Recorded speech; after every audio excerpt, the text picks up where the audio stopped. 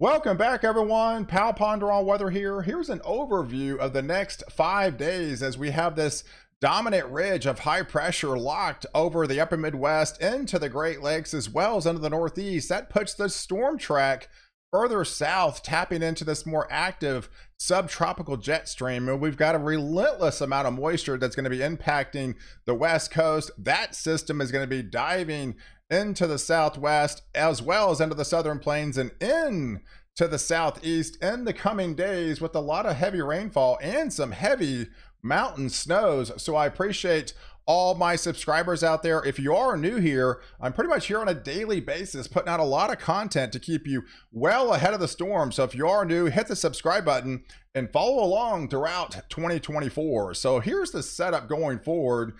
We've got this, ridge of high pressure, and where's the cold air? Well, well up there in Canada, as we've got, dominant ridging underneath, plenty of warm air. We've got some subtle precipitation trying to come back for the middle part of the country. That is going to try to moisten up the atmosphere on this leading edge. But right now, the main concern is just all the heavy rains that are impacting areas in the Santa Barbara region, into the Los Angeles region. Eventually, that will swing down into San Diego. We've already got numerous winter storm warnings and watches in place, especially for those higher terrain areas. The Sierras just get crushed with heavy snowfall in the coming days, and that's going to move across Utah and into Colorado as well. And those areas in Colorado, especially in the mountain regions, will likely get some feet of snow filling up those ski resorts out there. But it is going to be packing some winds, and it's a 1-2 punch. This first system is still strong, but the second one is definitely going to be concerning. So I'm looking at disruptive travel with this system, as these kind of a more or less disruptive storms going to be impacting the areas traveling from west to east over the next 7 to 10 days, really highlighted for the next 2 days with the winds are going to be moving across. So this is an area from now until Saturday morning. So as that first system comes ashore, yes, those could be packing some 40, 50, some upwards to 60 mile per hour wind gust through California, through Nevada here, through the Southwest, and eventually heading into West Texas, and eventually heading into North Texas, getting into the Oklahoma region on the leading edge of that system. So overall, for the next 3 days, here's the initial rainfall estimates as that first system comes ashore. And yes, they've got numerous flood watches in place with an expected 1 to possibly 3 inches of heavy rain with this first system. That's even just through Sunday morning time frame. And as that moves across into the Southwest, there's going to be a second lift mechanism that's going to be highlighted over Kansas and Oklahoma, through Texas region, mainly starting tomorrow afternoon into Saturday. And as this moves across back into Arkansas, back into Louisiana, back into Mississippi, and those areas will eventually get impacted in Alabama and eventually in Georgia. But notice the dry slot over the top.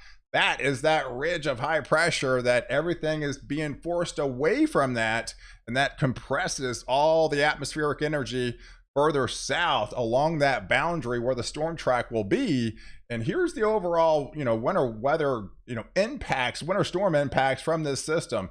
Yes, that is extreme, folks. So those areas in the Sierras, that is just crushing 4 or 5 inches per hour snowfall rates up there. Yeah, it's going to be nearly impossible to travel in those conditions, but especially if you're a truck driver out there, especially when you hit those higher terrain mountain passes, definitely be on high alert. So we're looking at for extreme to major to moderate impacts over the next 3 days once you start getting out in towards those West Coast regions. So definitely be on high alert, not only from the actual snow and the heavier rainfall, but this is going to be packing some higher winds as well. So by the time we head into that Saturday, Sunday time frame, there's the low pressure. You can actually see it almost kind of has like an eye to it, highlighted over Alabama, back into Georgia. That's where the instability will likely be going into that Sunday night time frame. But look what's lurking out west again. That is that second more potent system, and this is the one I'm mainly concerned about after you lay the groundwork on the initial stages of the first swath of precipitation obviously the ground is going to be saturated out there, and then you got a more potent system coming on the backside. That is the system that's going to likely cause widespread power outages and a lot of disruptive travel out there with those flooding rains and definitely some more mountain snows across that region.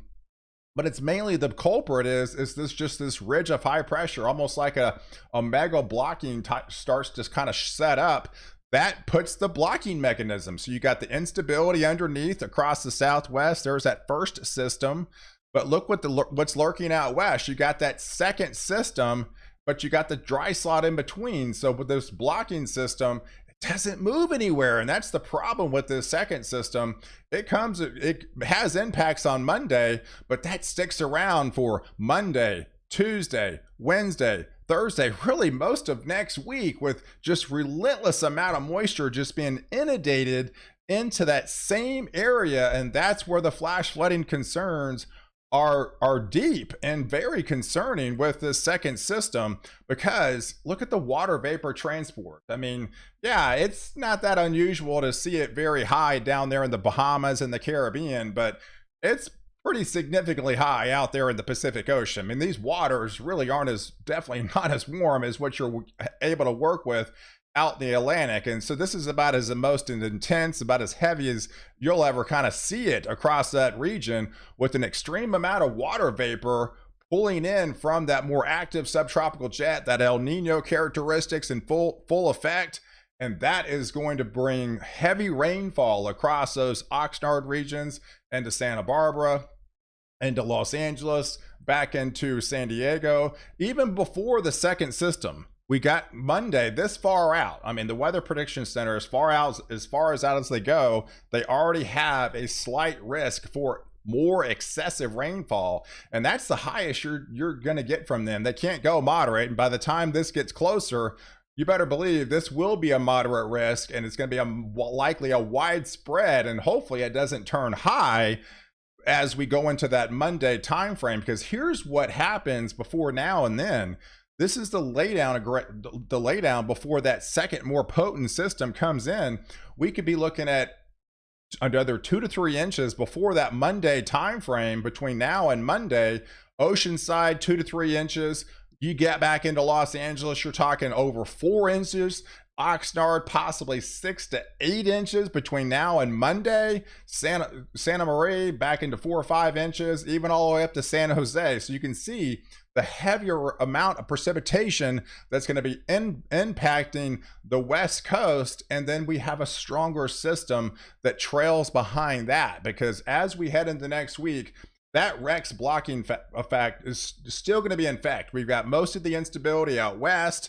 It traps it, it's more or less stalls that system, so it pulls the cooler anomalies, keeping it forced out west. And you still have that omega blocking type set up through that 10th time frame. But I do expect once we get past that 10th time frame, we've got major changes on the table, and it's going to look a lot different once we head towards the middle of February. But between now and then, we've got a lot of heavy rain to contend with, especially for those areas out west, and especially for those areas into the southwest regions, into the Southern California, into portions of Arizona. This is about as high as you'll get. You can't get any higher. So I mean, it's going to be very heavy rainfall traversing across where that stalled low pressure center will be just sitting and spinning for days and days and days, sending out relentless amount of moisture.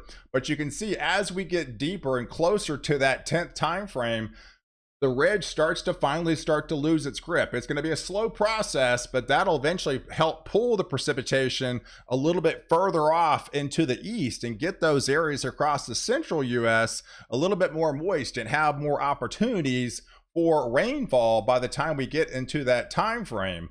But here's the concern going in the next week. So you got the groundwork on the front end, and then you got the backside system. So Monday, Tuesday, Wednesday, even into that Thursday time frame, heading into the next week, you still have a moderate risk for excessive rainfall down here into California, into the Southwest. And you've got that second system again highlighted over the Southeast, East Texas, Louisiana, Arkansas, back into Kentucky, through Tennessee, into Mississippi, into Alabama, those areas in Georgia. Expecting some more heavy rainfall as we got that second system will be moving across, right? We'll be moving across. You still got more or less that ridging highlighted over the upper Midwest and the Northeast, traps it underneath. So it puts these kind of same areas under the gun for more heavy precipitation. And the wind is going to be a problem too. So yeah, if you're a truck driver out there, just be on high alert, especially for those areas west. It's going to be treacherous travel for the next 10 days, dealing with all those mountain snows, all the heavier rains, and then the winds are going to be compounding effect on top of that. So those crosswinds are going to be excessive with a moderate force across Southwest into Southern California, through West Texas, all the way through the mountain regions here of Utah into Colorado, eventually trying to get back into Oklahoma the further closer we get towards that 10th time frame of the month. And you better believe it, it will be dumping some heavier snows, especially for those mountain regions. This has got a lot of higher water content values to it. So, and it's not much Arctic air around, but it also puts it in the sweet spot. You're closer to that freezing point where the atmosphere is more moist to be able to work with. That ups the ante on these snowfall totals. So yeah, you're talking likely feet of snow across portions of Utah into Colorado region. But look what happens as, again, we get closer to that 10th time frame. That allows some of that cooler air. Finally, the ridging starts to break down. And though, yes, we're talking some snow up there in the Dakotas into Minnesota. They really haven't seen much. But we are going to finally start to lose its grip as the overall pattern will finally change. But it's pretty locked for the next, week or so, up to 10 days. But I do feel a major change is going to be onto the table after that 10th time frame, especially by mid-month. But for the next 7 days, here's the precipitation. And, this is like a right there where that ridge of high pressure, that's the dry slot, folks. It's hard to get. This is what happens in like summertime, right? You get the high pressure over the top and you got a lot of sinking air underneath that. It's next to impossible to wring out any precipitation. That puts the storm track well south. So you got two pieces of energy. Obviously you got the west coast flank that gives you the heavier precipitation, likely up to a foot on some of these totals in Southern California. That's the concern, folks. Yes, we're probably talking a foot of rain in some isolated areas into California through the next 7 days. That's how much rainfall we're talking about. And this is going to move across the Southwest. Notice the dry slot, right? I tried to depict this on my thumbnail, actually. The dry slot and the blocking over the top puts the trapping the colder air and the instability underneath, starting from Oklahoma through East Texas, through North and Central Texas, through the southeastern regions, through Florida, and up through trying to reach into, the Carolinas through that 8th time frame with the precipitation. And here's the snow, right? I told you about, we got a lot of higher water vapor content to it. Yeah, that's not a misprint, folks. We're talking feet of snow for the Sierras. I mean, we're easily 4 to 5 feet of snow. That's not even exaggerating. It's going to come down in buckets and it's not going to stop. And so this is mainly a higher terrain event, heavy mountain snows. But if you live in some of those higher elevations, yeah, just expect some heavy snowfall coming your way in the coming days. But look what happens, right? We got major changes on the table as we get more of that polar vortex stretching event coming back into the U.S. We get the ridging starting to come back over portions of Greenland. And with that, with that negative NAO, you got the Greenland blocking coming back. And then you got Alaska that was dangerously cold for many, many days.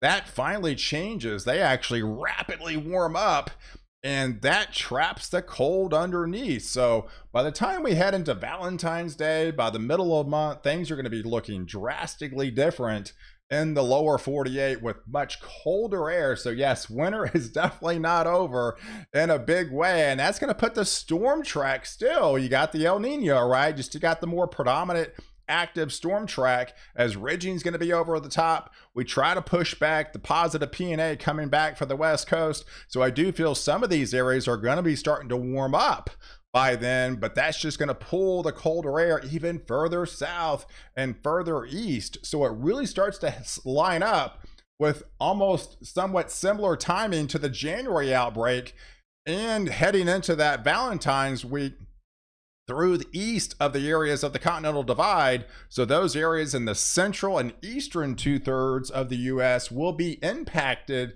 from this potential colder outbreak that will be on the table by the time we head into mid-month.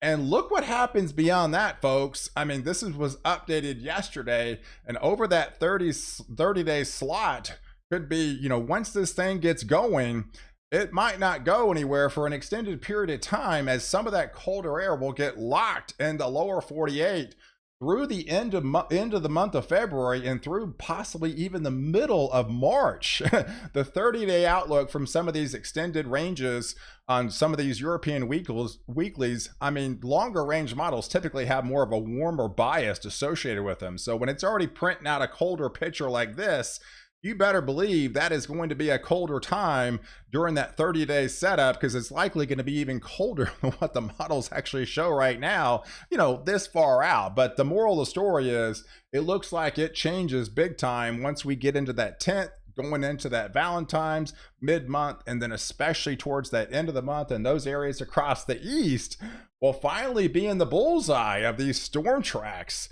and likely some heavy snow events going into the end of February. So guys, I appreciate you guys watching. Do like this video, definitely hit the subscribe button, and catch me next update where I protect you before and after storm.